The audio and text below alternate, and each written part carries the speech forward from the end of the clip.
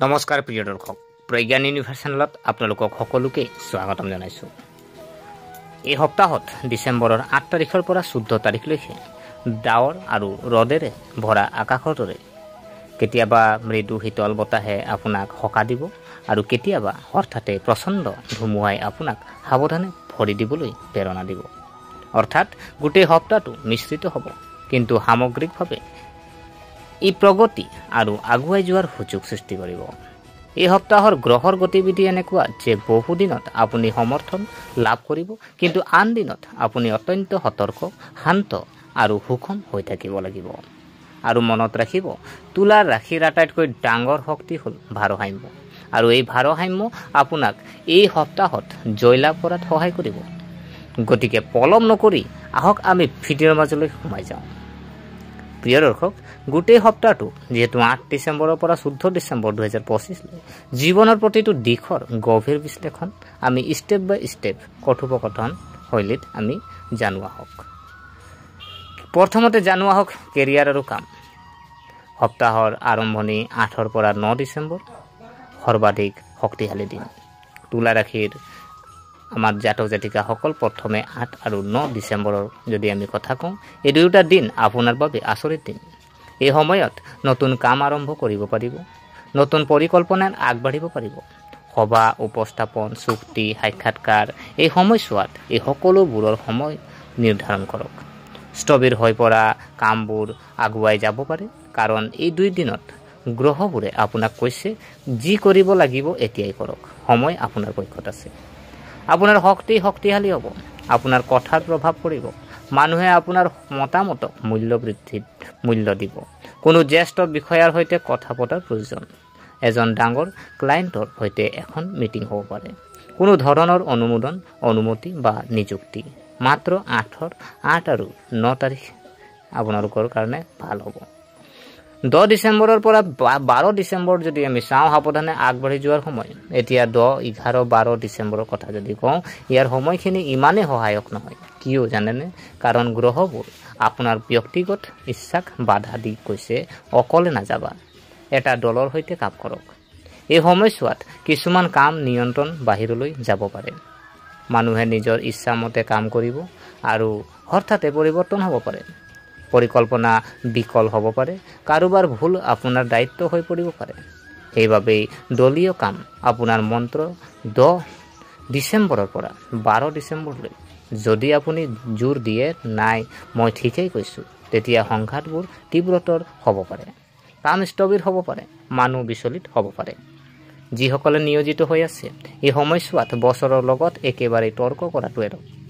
ব্যৱসায়ত থকাসকলে অংশীদাৰৰ বা কৰ্মচাৰীৰ সৈতে ভাৰসাম্য ৰক্ষা কৰক। এতিয়া আমি 13 পৰা 14 ডিচেম্বৰলৈ আগবাঢ়োঁ। এই 2 দিন কেৰিয়াৰ আৰু ব্যৱসায়ৰ বাবে আটাইতকৈ সতৰ্ক সময়। ইয়াত আপুনি 2টা কথা বুজিব লাগিব। কৰ্মক্ষেত্ৰ কাৰো ওপৰত খং নকৰিব।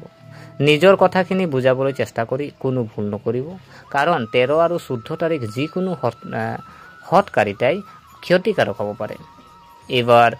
এইবোৰ দিনত সংঘাত বৃদ্ধিৰ প্ৰৱণতা থাকে। কূটনীতি আৰু শান্তি সফলতাৰ চাবিকাঠি। ধন, লেনদেন আৰু আৰ্থিক পৰিস্থিতি। এতিয়া আমি টকাৰ কথা কওঁ, আৰু এই সপ্তাহটো তুলা ৰাশিৰ বাবে মিশ্ৰিত বেগ। টকা অহাৰ সম্ভাৱনা আছে এই সপ্তাহত, আৰু স্থবিৰ হৈ থকা ধন আহিব পাৰে। কিছুমান পুৰণি কামৰ দ্বাৰা আপুনি লাভৱান হ'ব পাৰে। আপুনি কোনো বন্ধু বা আত্মীয়ৰ পৰা আৰ্থিক সহায় লাভ কৰিব পাৰে, কিন্তু ইয়াৰ লগতে খৰচো বৃদ্ধি হ'ব পাৰে। হয়, ইয়াত টুইষ্টটো আছে। প্ৰায় যিমান টকা আহিব সিমানে আন কামত ব্যৱহাৰ কৰা হ'ব। ই হ'ব পাৰে এটা ডাঙৰ বিল আহি পৰে, হঠাতে এটা পে'মেণ্ট পলম হয়, ঘৰৰ কিছু খৰচত টকা খৰচ কৰিব লাগিব পাৰে, বা আপুনি এনেকুৱা এটা ক্ৰয় কৰিবলগীয়া হ'ব পাৰে যিটো পিছুৱাই দিয়াটো কঠিন। তেন্তে এই সপ্তাহত তুলা ৰাশিৰ জাতক জাতিকাৰ বাবে সপ্তাহৰ পৰিকল্পনা কৰাটো এটা শুভ সময়। এতিয়া সপ্তাহৰ মাজভাগত যিহেতু 10-15 ডিচেম্বৰ টকাৰ লগত জড়িত অপ্ৰীতিকৰ খবৰ অনাৰ সম্ভাৱনা আছে। ইয়াত অলপ সাৱধান হওক। যিকোনো বাতৰি, তথ্য, বিল, EMI, কৰ বা বিত্তীয় সাহায্যই আপোনাক হেঁচাত পেলাব পাৰে। গতিকে মই আপোনাক এটা স্পষ্ট পৰামৰ্শ দিম, কমেও 2-3 দিন আগতেই নগদ ধনৰ মজবুত গঢ়ি তোলক। কেতিয়া বিনিয়োগ কৰিব? সঠিক সময় যদি চোৱা হয় 8 আৰু 9 ডিচেম্বৰ বিনিয়োগ ক্ৰয় নতুন প্ৰকল্প আৰম্ভ কৰা সময়।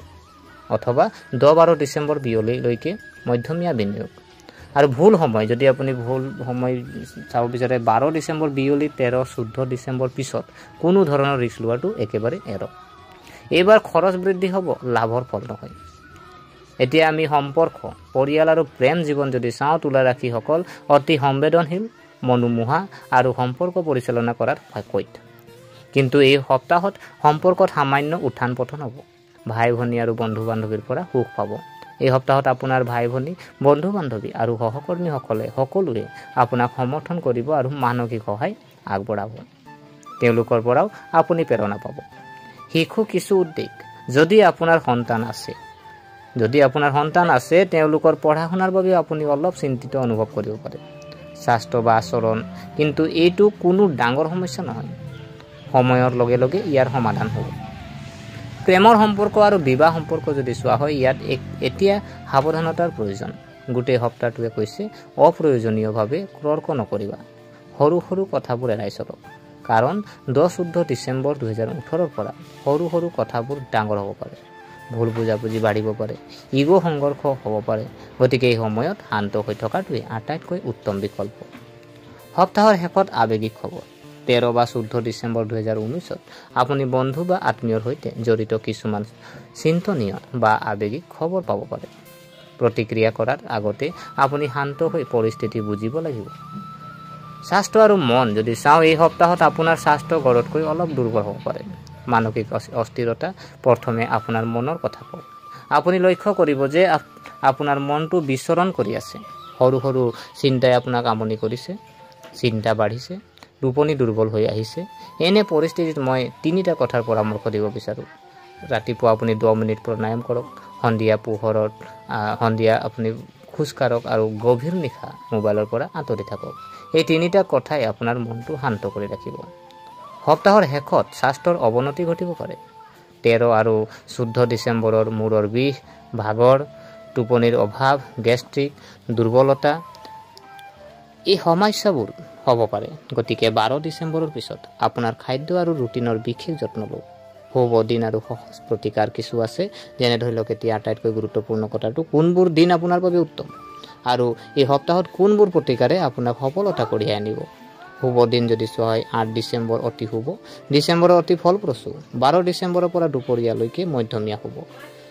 দিনবোৰ সতৰ্ক হ'ব লাগে।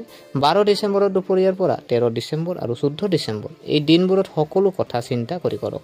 সহজ প্ৰতিকাৰ অতি ফলপ্ৰসূ হ'ব। প্ৰতিকাৰ যেনে ধৰি লওক আটকজনক আপুনি ছাত্ৰ এজনক কিতাপ বা কপি কলম দান কৰিব পাৰে। এই প্ৰতিকাৰে বুধ আৰু বৃহস্পতি দুয়োকে শক্তিশালী কৰিব। সপ্তাহৰ যিকোনো দিনতে কৰিব পাৰে। আৰু প্ৰতিকাৰ 2 যদি আমি চাওঁ, বুধবাৰ বা বৃহস্পতিবাৰে আপুনি দানপত্য যদি আপুনি বিচাৰে, মিঠা ফল, সেউজীয়া কাপোৰ বা যিকোনো ৰূপত দান, এই 2 দিনত তেনে কৰাটো অত্যন্ত শুভ হ'ব। আৰু যদি প্ৰতিকাৰ 3 আমি যদি চাওঁ, ৰাতিপুৱা বগা চন্দনৰ তিলক লগাওক। ইয়াৰ দ্বাৰা মানসিক শান্তি আহিব আৰু সিদ্ধান্ত গ্ৰহণৰ ক্ষমতা বৃদ্ধি পাব। আৰু প্ৰতিকাৰ 4 নম্বৰ প্ৰতিকাৰো ইয়াত দিয়া হৈছে যে দিনটোৰ ভিতৰত মাত্ৰ এটা দানা মিঠা আপুনি চাউল পানীত বান্ধি ৰাখক। আৰু ইয়াৰ ফলত বুধ গ্ৰহ প্ৰভাৱ হ্ৰাস পাব আৰু মানসিক অস্থিৰতা হ্ৰাস পাব। গতিকে প্ৰিয় দৰ্শক, এইটো আছিল আপোনাৰ 2025 চনৰ 8 ডিচেম্বৰৰ পৰা 14 ডিচেম্বৰ সম্পূৰ্ণ সাপ্তাহিক ৰাশিফল।